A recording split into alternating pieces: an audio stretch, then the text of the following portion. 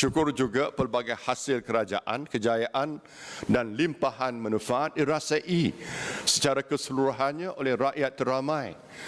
Sememangnya pun pelaksanaan GTP dan ETP dirangka supaya bersifat inklusif atau berketerangkuman, sustainable atau mampan dalam menuju status negara maju berpendapatan tinggi.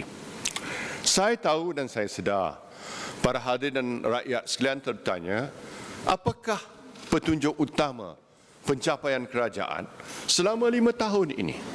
Bagi tujuan ini, suka saya menggariskan 5 petunjuk utama pelaksanaan GTP dan ETP kepada rakyat dan negara keseluruhannya sepanjang 5 tahun dilaksanakan bermula tahun 2010 hinggalah laporan ini dikemas kini.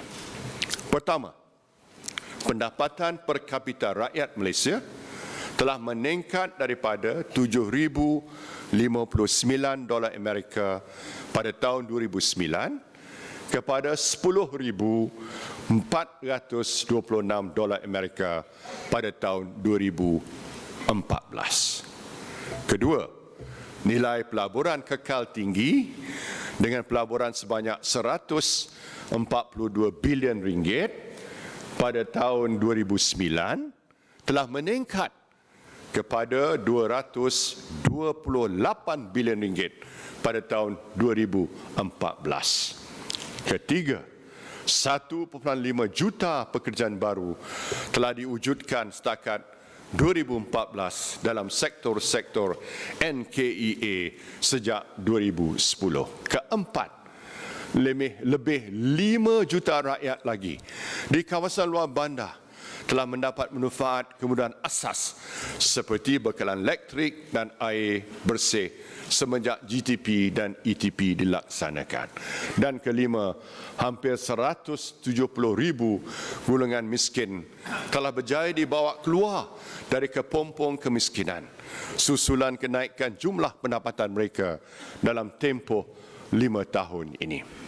Selain itu, dalam laporan IMD World Competitiveness Yearbook 2014, kedudukan Malaysia telah meningkat kedudukan 12 daripada tangga 15. Rakyat Malaysia yang dikasihi sekalian, pada 20 Januari yang lepas, sebagai kerajaan yang proaktif, saya tanpa melengah telah membuat keputusan khas bagi memaklumkan pada rakyat tentang perkembangan ekonomi semasa dan kedudukan kewangan negara.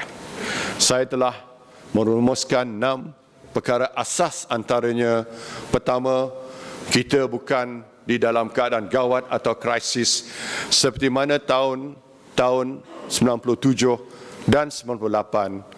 Keduanya, strategi-strategi kerajaan diumumkan pada waktu itu adalah langkah proaktif untuk melakukan penyesuaian atau adjustment sebagai reality check bagi meneruskan agenda pembangunan ekonomi.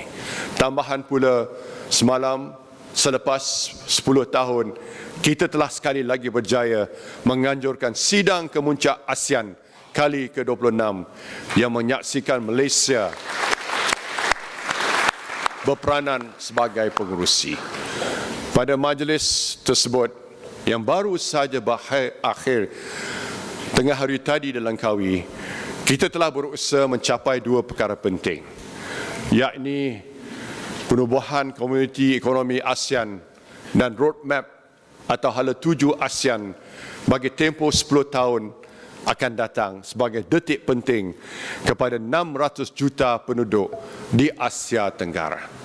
Pastinya peristiwa bersejarah ini dalam lingkungan Asia dan ASEAN akan menjadi satu lagi pemangkin pada usaha-usaha di bawah dasar transformasi nasional untuk mencapai kedudukan negara maju berpendapatan tinggi seperti yang disasarkan.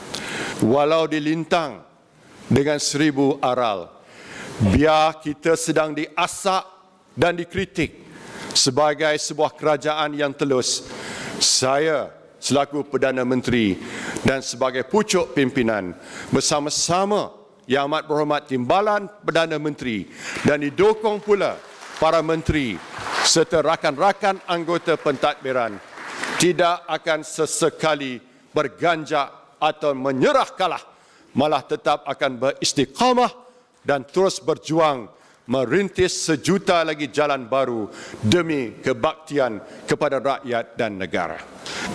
Dalam berjuang, jikalau perahunya telah kita kayuh ke tengah, ia tidak boleh bersurut pulang. Meskipun bagaimana besar gelombang yang melanda, biarpun kemudi sudah patah, biarpun layar sudah robek, biarpun 1000 kapal tenggelam di tengah lautan, ia lebih mulia bagi kita tegap teguh berjuang daripada membalik haluan pulang. Lantas, selagi cita-cita murni tidak padam, kita tidak keseorangan, tidak pula hilang haluan dan pedoman. Ayolah bersama-sama kita berganding di atas ruh perjuangan yang sama. Kita terus menuju gagah ke hadapan, ke arah Malaysia yang maju lagi disegani di pesada dunia. Mudah-mudahan Allah akan sentiasa merahmati Malaysia, mendatangkan bahagia dan sentosa kepada rakyat serta pertiwinya zahir dan batin buat selama-lamanya.